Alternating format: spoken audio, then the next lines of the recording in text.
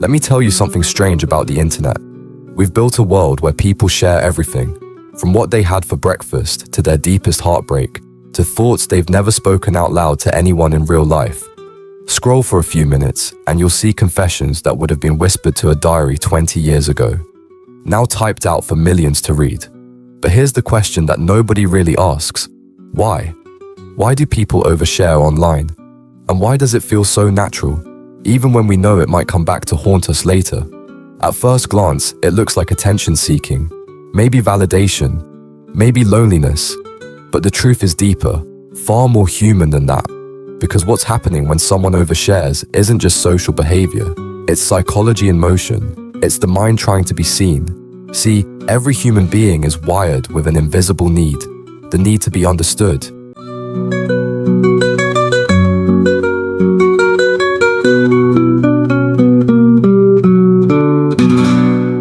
It's ancient. Long before the internet, our ancestors sat around fires, telling stories. They'd share their fears, their triumphs, their secrets, not for likes, but for belonging. Sharing was how we survived emotionally. It was proof that we existed, that someone else could hold our truth for a moment. But when those campfires disappeared and were replaced with screens, that instinct didn't vanish. It just changed form. The internet became our new fire. But here's the twist. When we share online, something different happens inside the brain. According to research from Harvard University, when we talk about ourselves, our brain's reward centers light up. The same areas triggered by food, money, even affection. Sharing personal information releases dopamine. In other words, the act of revealing something, even something small, literally makes us feel good. It gives us a hit of emotional validation. And in a world where so many people feel unseen, that tiny digital acknowledgement, a heart, a comment, a me too, can feel like a lifeline. But here's where things start to bend into something more complicated. When that reward system keeps getting triggered, our sense of boundaries begins to blur. We start thinking that openness equals connection, that vulnerability automatically creates trust. But that's not always true. Because online, vulnerability exists without context. There's no tone of voice, no real-time reaction, no emotional safety net. We share, and the internet listens. But the internet doesn't really care. And yet, we keep doing it, over and over. Why? Because on some level, oversharing feels like a cry for resonance. People post about their pain not always because they want sympathy, but because they want to see if someone else feels it too. It's like saying, does anyone else understand this feeling? And when someone replies same, even a stranger, it tells us we're not broken, we're just human. But here's the paradox. The same platforms that promise connection often leave us emptier. Every time we overshare, we hand over a piece of ourselves. And when that piece doesn't receive the response we hoped for, we feel a quiet sting of rejection. That's why oversharing is sometimes followed by regret. That moment of silence after posting, when you start wondering, did I just say too much? That's your brain realizing the difference between being seen and being exposed. Psychologists call this the illusion of intimacy, a mental trick where we start to believe that online audiences are close friends, when in reality, they're mostly strangers. It's why someone can write an emotional post at 2 a.m. that they'd never tell their own family. The screen feels like a confessional, private, safe, even when it's the opposite. The barrier between me and the world becomes translucent. But the psychology of oversharing isn't just about the individual. It's also about the environment. Social media platforms are built to reward vulnerability, not because they value honesty, but because emotional content keeps people watching. Studies have shown that posts with strong emotion, whether joy, anger, or sadness, get shared far more often. Algorithms don't just spread content, they amplify feelings. And the more raw, the more real something appears, the better it performs. So people learn, often unconsciously, that sharing pain equals attention, and attention equals worth. But what's the cost of that transaction? Over time, we begin to equate our inner life with our public one. We start performing emotions rather than processing them. It's no longer, I'm feeling sad. It becomes, I need to post about feeling sad. And soon, the line between expression and performance blurs completely. We become characters in our own emotional stories, narrating our lives for invisible audiences. And yet, I don't say that with judgment, because at its core, Oversharing is just the modern version of something timeless, the human search for understanding. It's the whisper that says, I don't want to be alone in this. Some people overshare because they've never had a space to safely share at all. Others do it because they grew up in environments where silence was mistaken for strength. Online, they finally find a place where words feel powerful, where someone, somewhere, might finally listen. Still, what begins as freedom can turn into dependence. The dopamine rush fades, and we chase it again. One post turns into another, then another. We start narrating our lives in anticipation of how others will receive it. The private self dissolves, replaced by a curated mirror that only reflects when someone else is watching. That's when oversharing stops being communication and becomes a coping mechanism. And here's where it gets even more fascinating. Oversharing isn't always conscious. Sometimes it's a symptom of emotional leakage, when the mind has carried too much for too long, and it starts spilling out through words. People may share things they didn't plan to because their emotional container is full. Psychologists describe this as disinhibition, when digital distance lowers the social barriers that usually keep us guarded. You don't see the faces, the eyes, the judgments, so you feel freer to say everything you'd normally hold back. But what most people don't realize is that this emotional unmasking, once it happens online, is almost impossible to reverse, because the internet doesn't forget. A story shared in a moment of vulnerability can live forever, replayed out of context. That's why some experts call oversharing the new vulnerability paradox. You reveal your truth for healing, but that truth becomes content, and content becomes currency. And yet, despite knowing all of this, people still do it. Maybe that's because deep down, we'd rather risk being misunderstood than remain invisible. Oversharing might not always be healthy, but it's honest. And in a world built on filters, that kind of honesty, even messy honesty, feels rare, almost sacred. Still, there's something deeper underneath it all. Something that psychology can't fully quantify. Oversharing isn't just a behavior, it's a mirror. It reflects what we crave, what we fear, what we've lost. And maybe the reason we share so much is because we've forgotten what real listening feels like. Maybe we post to the void because the void is the only thing that always replies. But here's a thought that lingers. What if oversharing isn't really about attention, but about confession? Maybe people aren't seeking fame or pity. Maybe they're seeking forgiveness. Forgiveness for the parts of themselves they don't know how to carry quietly. And that brings us to something I like to call the digital diary illusion.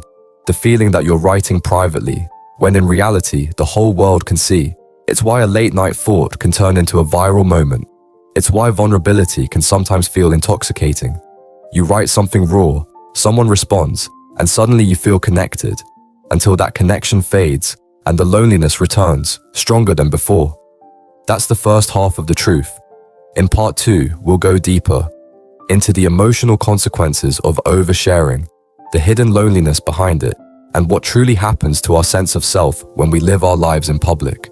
Because the psychology of oversharing isn't just about why people do it, it's about what it does to them. Part 2 begins with a quiet truth. Most people who overshare online aren't trying to impress you. They're trying to find relief, because sometimes typing out a feeling is the only way to stop it from echoing in your mind. Oversharing, in its rawest form, is a form of emotional release, a self-soothing mechanism disguised as communication. But the internet, unlike a friend, doesn't hold space. It records. And that simple difference changes everything. When we share something personal in real life, it exists in a moment. It's carried by tone, by expression, by empathy. But online, that same moment becomes static. It gets captured, stored, replayed, judged, and sometimes used against us. So while oversharing might bring temporary relief, it also creates permanent vulnerability. It's like leaving a diary open in a crowded room and hoping the right person reads it first. And yet, people keep doing it. Because the emotional math of oversharing feels logical in the moment. You feel alone, you express, you receive attention, you feel less alone. For a brief second, it works. The pain lightens. Someone comments, "I felt that too." Your brain interprets that as belonging. But what the brain doesn't see is that this kind of belonging is often hollow. It exists in the surface layer of attention, not the deep soil of connection. Studies from the American Psychological Association show that heavy social media sharing correlates strongly with higher levels of anxiety and emotional fatigue, because each post creates an unspoken contract, a silent expectation for validation. And when that validation doesn't come, or when, most people who overshare online aren't really looking for an audience. They're looking for a witness. There's a difference. An audience watches, a witness understands. And yet, the internet blurs that line so perfectly that many of us forget which one we're actually speaking to. You pour your heart into a post, and for a few moments, you feel lighter. You think, maybe this is healing.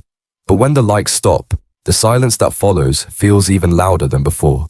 Because what you really wanted wasn't numbers. It was someone to truly see you. Oversharing, at its core, is a reflection of unmet emotional needs. It's the echo of conversations that never happened, comfort that never arrived, love that felt conditional. People don't overshare because they're careless. They overshare because they're carrying too much. And when the weight becomes unbearable, expression becomes a form of exhale. The internet just happens to be the easiest place to breathe. But here's the catch.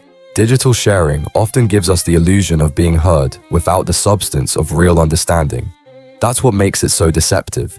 It feels like connection, but it's mostly projection. Thoughts bouncing off a screen, shaped into something that looks like community. It's a paradox of modern psychology. Never in human history have we revealed so much and yet felt so unseen. Think about it. Every post is a story. But most stories now are written not for memory, but for reaction. And the more reactions we get, the more our minds start confusing approval with intimacy.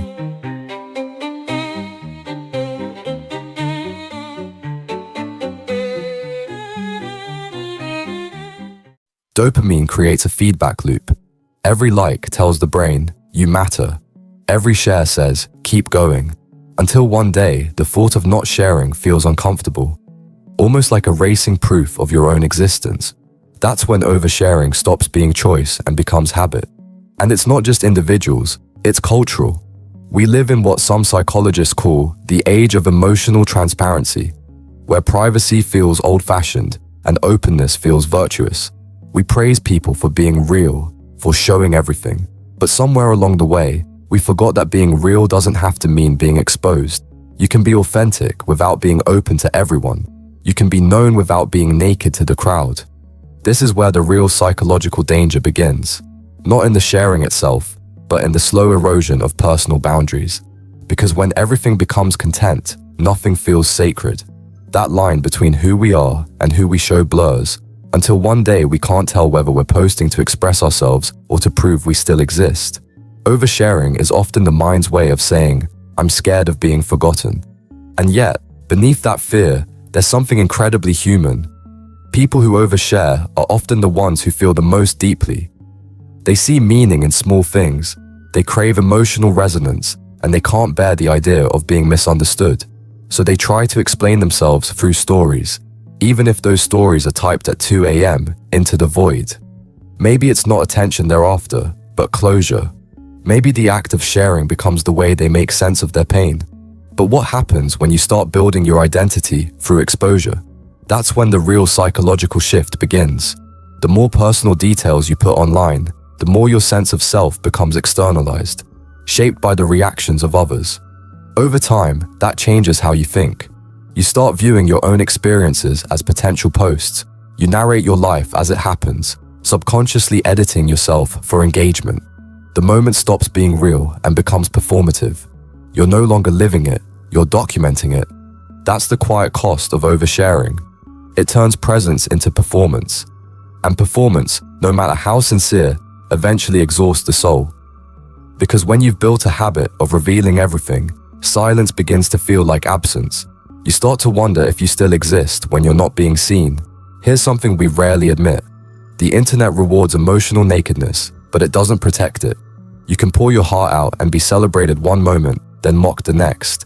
Algorithms don't care about context, they care about clicks, and that unpredictability can create what psychologists call emotional volatility, a state where your mood depends on digital response. It's not just about validation anymore, it's about identity regulation. Who you are becomes a reflection of what others think you are. So how do we step out of that loop? How do we balance honesty with boundaries? The answer isn't to stop sharing, it's to start sharing consciously. Before you post, ask yourself, am I sharing this to connect or to be consoled? One comes from abundance, the other from emptiness. The first nourishes you, the second drains you. The healthiest kind of sharing happens when you've already processed your emotions privately, not while you're still bleeding from them. Because once you hand your pain to the internet, you lose control of how it's held. Some people will empathize, some will misunderstand, some will turn it into entertainment, but only you can give your pain meaning. Here's the paradox that always gets me. Oversharing happens because people want to feel real. But sometimes, the truest moments of realness are the ones we keep to ourselves. The thoughts we never post, the emotions we only whisper. Privacy isn't the enemy of authenticity. It's the soil that nourishes it. If you've ever posted something and immediately regretted it, or shared a secret that later felt too raw, that's not weakness. That's awareness trying to return. That's your inner voice reminding you that not every truth belongs in public. Some truths are sacred. They're not meant for applause, but for understanding. And sometimes the only person who needs to understand is you. And maybe that's the final lesson here. Oversharing is a symptom of a deeper hunger. The hunger to belong, to be understood, to be loved in our full complexity. But true belonging doesn't require exposure. It requires presence. It requires being real with a few, not visible to all. So next time you feel that urge to post something deeply personal, pause. Ask yourself, would this still matter if nobody saw it? If the answer is yes, write it down, but keep it for yourself. Because not every confession needs an audience. Sometimes healing happens quietly, away from the noise. Sometimes the most powerful stories are the ones that never go online. And maybe, just maybe, that's where we rediscover what it means to be human. Not in the act of sharing everything, but in the courage to hold some parts sacred.